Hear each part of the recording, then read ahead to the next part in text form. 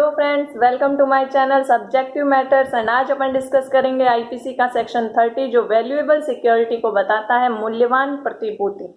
क्या होती है मूल्यवान प्रतिभूति, वो अपन देखते हैं। आईपीसी सेक्शन 30 में बताया गया है कि the word valuable security denotes a document which is, मतलब कि वैल्यूएबल सिक्योरिटी जो है वो एक डॉक्यूमेंट होता है। पहली लाइन बहुत इंपॉर्टेंट है दोस्तों कि वैल्यूएबल सिक्योरिटी जो होती है वो एक डॉक्यूमेंट के रूप में होती है।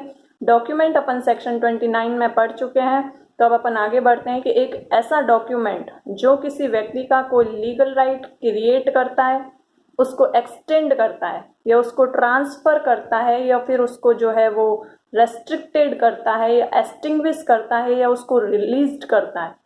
इस तरीके का कोई भी डॉक्यूमेंट होता है जो एक व्यक्ति का कोई राइट क्रिएट करता है, इसको बताता है या उसके ट्रांसफर को बताता है या उसके रेस्ट्रिक्टेड जो उसको मतलब उसको रोकता है उसे बताता है, एक्सटिंग्विश करता है या उसको रिलीज मतलब वो खत्म हो चुका है, इस तरीके की कोई भी सूचना देता है या जानकारी देता है, उसे अपन वैल्यूएबल सिक्योरिटी कहते हैं।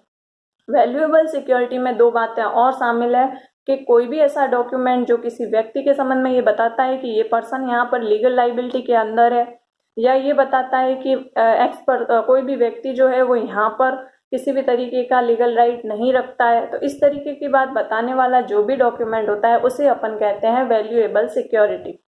दोस्तों ज़्यादा कंफ्यूज होने की बात नहीं है, अपन इसको स्टेप बाय स्टेप देखते हैं कि सबसे पहले वैल्यूएबल सिक्योरिटी जो होता है वो एक डॉक्यूमेंट होता है। डॉक्यूमेंट के बाद अपन देखते हैं कि एक ऐसा डॉक्यूमेंट जो किसी भी व्यक्ति का या किसी भी तरीके का कोई लीगल राइट क्रिएट करता है। फॉर एग्जाम्पल कि जैसे मैंने अपना घर ए पर्सन को रेंट पे दिया है, तो मैं जो ए पर्सन को अपना टेनेंट घर रेंट पे दे रही हूँ, तो मेरा लैंडलॉर्ड और टेनेंट उसका टेनेंट का जो रिश्ता है उसको हमने एक कागज पर उतार लिया है कि मैं इतने समय के लिए मैं मेरा घर जो है उसको रहने के लिए दे रही हूँ। तो वो जो एक कागज होगा जिसे अपन उसमें लैंडलॉर्ड और टेनेंसी का जो हमारा रिश्ता है, तो मतलब मैं उसे ये राइट दे रही हूँ कि वो मेरे घर पर रहेगा, कितने समय के लिए, कैसे रहेगा। तो इस तरीके का जो कागज है उसे अपन कहेंगे वैल्यूएबल सिक्योरिटी। ये तो हो गया एक लीगल राइट क्रिएट करने के संबंध में। सेकेंड वर्ड इसमें यूज किया गया है कि जब कोई ऐसा डॉक्यूमेंट जो किसी व्यक्ति का कोई राइट जो है उसको एक्सटेंड करता है, मतलब कि मैंने एक पर्सन को अपना घर रेंट पे दिया, उसमें मैंने लिखा था कि मैं 2 साल के लिए आपको यहाँ रहने के लिए अपना घर दे रही हूँ किराए पर। लेकिन अब वो कहते हैं कि मतलब उनका जो बिजनेस है वो अच्छा चल रहा है या वो जो जॉब कर रहे हैं तो उनकी जॉब मतलब अच्छा, उनको यहीं पे रहना है, उनको और रहना है, तो आगे और रहना है। तो वो मुझसे कहते हैं कि अभी मैं 2 साल और रहूँगा, आप मेरा जो उसमें आपने जो 2 साल का बनाया था उसमें आप 2 साल और ऐड कर दो, अभी मैं 2 साल और यहाँ रहना चाहता हूँ। तो जो वो 2 साल और ऐड करके जो एक डॉक्यूमेंट बनाया जाएगा, मतलब कि उनके लीगल राइट को मैंने 2 साल के लिए और बढ़ा दिया कि वो अब मेरे घर में 2 साल के लिए और रहेंगे। तो इस तरीके से लीगल राइट क्रिएट करना, उसको एक्सटेंड करना। फिर आता है कि उसको जो है वो रेस्ट्रिक्टेड करना, मतलब कि मैंने मेरा घर ए व्यक्ति को दिया रहने के लिए, उसमें से मैंने मतलब एक छोटा सा कमरा जो है उस पर मैंने ताला लगा दिया, उस पर मेरा सामान पड़ा है, तो मैंने उनसे बोल दिया कि भाई आप इतना इतना एरिया यूज़ में लेंगे, मेरा जो ये कमरा है आप इसको नहीं छेड़ेंगे, इसमें मेरा सामान पड़ा है। तो ये जो मैंने उन पर रेस्ट्रिक्शन लगाए हैं तो इसे अपन कहते हैं रेस्ट्रिक्टेड करना। तो यहाँ पर एक लीगल राइट क्रिएट हो गया, उसको एक्सटेंड भी कर लिया, उसको रेस्ट्रिक्टेड भी कर लिया। तो वो रेस्ट्रिक्टेड के संबंध में भी जो भी वो डॉक्यूमेंट होता है, तो इस तरीके का जो भी डॉक्यूमेंट होता है वो वैल्यूएबल सिक्योरिटी होता है। उसके बाद में आता है कि उसको ट्रांसफ़र करना। जैसे कि मैंने जिस व्यक्ति को अपना घर किराए पर दिया था वो व्यक्ति कर रहा था बिजनेस, अब उसकी लग गई जॉब, तो वो अपनी जॉब के लिए जा रहा है, लेकिन उसका बिजनेस भी बहुत अच्छा चल रहा है, मतलब उसका बिजनेस जम गया है, वो जहाँ भी रह रहा है वहाँ। तो उसने क्या किया कि अपने एक भाई को बुला लिया कि मेरी तो जॉब लग गई है, मैं जॉब पे जा रहा हूँ, आप मेरा बिजनेस संभालो। तो अब वो मेरे पास आता है, कहता है कि आपने मेरे को जो रेंट पे दिया था, मैं तो अब जा रहा हूँ, मेरी जॉब लग गई है, अपने गांव जा रहा हूँ, तो मेरा जो भाई है वो यहाँ पर आके बिजनेस संभालेगा, वो यहीं पे आके रहेगा। तो जो मेरा जो आपने मेरे को जो आपने घर किराए पे दिया था, अब वहाँ पर मेरा भाई रहेगा, तो आप जो है वो जो डॉक्यूमेंट एक नया तैयार होता है कि मेरा जो है वो आप मेरे भाई के नाम पे ट्रांसफ़र कर दो। तो इस तरीके का जो ट्रांसफ़र किया जाता है एक लीगल राइट को, मैंने ए को रेंट पे दिया था, अब मैं बी को दे रही हूँ क्योंकि वो उसका भाई है। तो इस तरीके का जो भी डॉक्यूमेंट होता है उसे भी अपन वैल्यूएबल सिक्योरिटी ही मानेंगे। फिर आता है एक्सटिंग्विश। एक्सटिंग्विश क्या होता है कि मतलब जैसे कि मैंने जो दिया, पहले अपना घर रेंट पे दिया, फिर उसको आगे मैंने एक्सटेंड किया, फिर उसको मैंने रेस्ट्रिक्शंस भी लगाए कुछ, फिर उसमें अपन ने जो है वो ट्रांसफ़र किया। अब एक्सटिंग्विश क्या होता है कि जैसे अब वो लोग खाली करके जाना चाहते हैं, लेकिन वो कहते हैं खाली करके जाना चाहते हैं, तो वो जो खाली करके चले गए, उन्होंने जो उनका समय पूरा हो गया, 2 साल और बढ़ाया था, 4 साल तक वो रह गए, उनका बिजनेस सब खत्म हो गया, वो जाना चाहते हैं, तो वो जाने मतलब वो सब छोड़ छाड़ के जाना चाहते हैं, तो वो भी जो एक डॉक्यूमेंट तैयार होगा कि अब इनका किराया जो ये रह रहे थे वो सब पूरा हो चुका है, तो उनको जो मतलब ख़त्म करना है, अब उनको नहीं रहना है, तो इस तरीके का जो एक डॉक्यूमेंट बनेगा कि भाई अब ये अपनी टेनेंसी ख़त्म करना चाहते हैं, तो इस तरीके का भी जो डॉक्यूमेंट होता है, मतलब एक्सटिंग्विश कर रहे हैं, वो अब ख़त्म कर रहे हैं, अब वो वापस जा रहे हैं, अब यहाँ पे रेंट पे नहीं रह रहे हैं, जो ये डॉक्यूमेंट बताएगा, तो उसे भी जो है वो अपन वैल्यूएबल सिक्योरिटी ही मानेंगे। फिर लास्ट में आता है रिलीज करना। रिलीज करना क्या होता है दोस्तों कि जैसे दो व्यक्ति के बीच में रिलेशन होता है, मैंने जैसे ए पर्सन को अपना घर रेंट पे दिया था, वो चला गया, लेकिन क्या होता है कि लास्ट के 2-3 महीने का उसने मुझे बोला कि रेंट मेरा रह चुका है, वो मैं जा तो रहा हूँ लेकिन मैं आपको बाद में दूंगा। तो जब वो जो एक्सटिंग्विश करके मतलब वो सब कुछ ख़त्म करके जब चले गए थे, तो वो कुछ महीने का जो वो रेंट बाद में देंगे वो उन्होंने मुझे लिख के दिया कि मैं बाद में दूंगा। तो इस तरीके का जो वो एक डॉक्यूमेंट था जो ये बताता है कि आपको ये रेंट मुझे अभी देना है। तो मतलब वो चले तो गए मेरे घर को छोड़ के, हमारी टेनेंसी भी ख़त्म हो गई, सब ख़त्म हो गया, लेकिन फिर भी एक कुछ अभी लेन देन बाकी है। तो इस तरीके का जो थोड़ा बहुत भी कुछ बाकी रह जाता है उसको भी फिर फाइनली पूरा का पूरा सब हमारा मतलब हर तरीके का व्यवहार ख़त्म हो जाता है, तब उसे रिलीज करना कहते हैं। तो जो वो फाइनली सब चीज़ को रिलीज बताता है, जो वो डॉक्यूमेंट होता है कि अब यहाँ पर सब कुछ ख़त्म हो चुका है, सब क्लियर है, तो इस तरीके का जो वो रिलीज वाला जो डॉक्यूमेंट होता है वो भी एक वैल्यूएबल सिक्योरिटी होता है। तो इस तरीके से वैल्यूएबल सिक्योरिटी में इतने वर्ड यूज़ लिए गए थे जो अपन ने एग्जाम्पल के थ्रू देखे।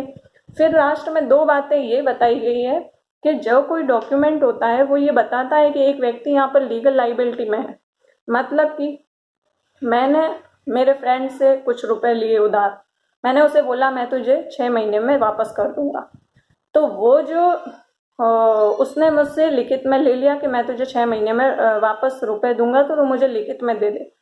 तो मुझे यहाँ पर है कि मैं यहाँ पर लाइबिलिटी में हूँ कि मुझे उसे 6 महीने के अंदर रुपए वापस करने हैं। तो ये यहाँ बताता है कि मेरी यहाँ पर लीगल लाइबिलिटी है। तो इस तरीके का भी जो डॉक्यूमेंट होता है जो किसी की लीगल लाइबिलिटी को बताता है कि वो यहाँ पर कुछ दायित्व रखते हैं, वो भी जो है वो वैल्यूएबल सिक्योरिटी में ही आता है। दोस्तों इसके अलावा कुछ डॉक्यूमेंट्स ऐसे होते हैं जो बताता है कि यहाँ पर अपन किसी भी तरीके का कोई राइट नहीं रखते हैं, तो इस तरीके की भी बात बताने वाले डॉक्यूमेंट्स वैल्यूएबल सिक्योरिटी होते हैं। तो आई थिंक कि वैल्यूएबल सिक्योरिटी अब क्लियर हो चुका होगा। वैल्यूएबल सिक्योरिटी एक डॉक्यूमेंट होता है जिसमें बहुत सारे टाइप्स होते हैं, जैसे कि जो डॉक्यूमेंट एक लीगल राइट क्रिएट करता है, एस्टिंग्विश करता है, ट्रांसफ़र करता है, या फिर उसको जो है रिलीज करता है, रेस्ट्रिक्टेड करता है, इस तरीके की सारी बातें जो डॉक्यूमेंट होती है, जिस डॉक्यूमेंट में होती है, वो एक वैल्यूएबल सिक्योरिटी होता है। और वैल्यूएबल सिक्योरिटी के संबंध में जैसे जनरल एग्जांपल अपन लें, तो जैसे अपने दिन की शुरुआत चाय के साथ होती है, तो जब जैसे मैं जो दूध खरीदती हूँ तो मेरे पास एक टोकन है, दूध वाले ने दे रखा है, तो मैं उस टोकन के थ्रू मैं ही दूध ले सकती हूँ। मतलब जिसके पास वो टोकन है वो ही दूध ले सकता है, हर व्यक्ति नहीं कि भैया हमें भी दूध दे दो, नहीं। तो उनका ये सिस्टम है। तो जैसे मेरे पास वो टोकन है, तो वो टोकन मुझे ये राइट देता है कि मैं इस दुकान से ये दूध ले सकती हूँ। तो इस तरीके से दूध का जो टोकन होता है वो भी एक वैल्यूएबल सिक्योरिटी ही होता है। अपन फिल्म देखने जा रहे हैं तो जो टिकट दिए उसने, तो उसी के थ्रू अपन फिल्म देखेंगे, तो फिल्म की टिकट भी एक वैल्यूएबल सिक्योरिटी है। मैरिज सर्टिफिकेट हो गया या इस तरीके के जो भी लॉटरी की टिकट हो गई, तो ये एक जनरल एग्जांपल है वैल्यूएबल सिक्योरिटी के संबंध में, जो ये बताते हैं कि वो जिसके पास है उसी का उस पर राइट है। जो किसी व्यक्ति के किसी राइट को बताते हैं वो एक वैल्यूएबल सिक्योरिटी होती है। वैल्यूएबल सिक्योरिटी के संबंध में इलिस्ट्रेशन भी दे रखा है कि जैसे बिल ऑफ एक्सचेंज के पीछे मैं अपना नाम लिख देती हूँ या कोई भी अपना नाम लिख देता है, तो उसका क्या मीनिंग होता है कि बिल ऑफ एक्सचेंज के तहत जो राइट है वो जिस व्यक्ति को, जो उसका होल्डर है, उसको ट्रांसफर कर दिया जाए। तो बिल ऑफ एक्सचेंज के पीछे जब नाम लिख दिया जाता है तो वो भी एक वैल्यूएबल सिक्योरिटी हो जाती है। वैल्यूएबल सिक्योरिटी के संबंध में यहाँ पर 3 केस डिस्कस करती हूँ।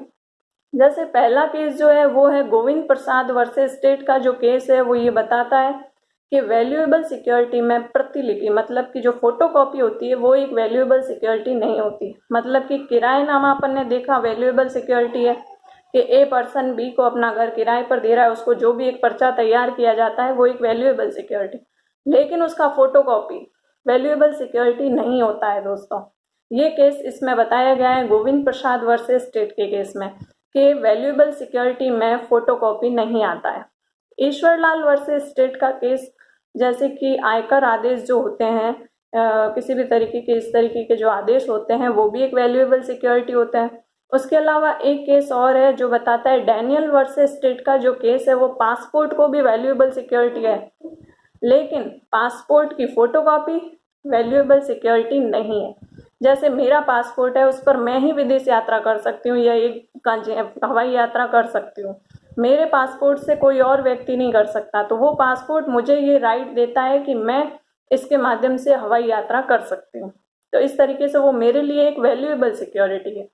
तो इस तरीके से अपन ने यहाँ पर वैल्यूएबल सिक्योरिटी को देखा है। अब अपन सेक्शन 31 को देखते हैं जो विल को बताता है। विल के संबंध में आईपीसी में सिर्फ इतना बताया गया है कि ये एक टेस्टामेंट्री डॉक्यूमेंट होता है। The word will denotes a testamentary document. अब टेस्टामेंट्री डॉक्यूमेंट क्या होता है दोस्तों, इसके बारे में ज़्यादा जानने की तो जरूरत नहीं है, क्योंकि आईपीसी में विल के संबंध में सिर्फ इतना बताया गया है कि ये जो है वो टेस्टामेंट्री डॉक्यूमेंट से बिलोंग करता है।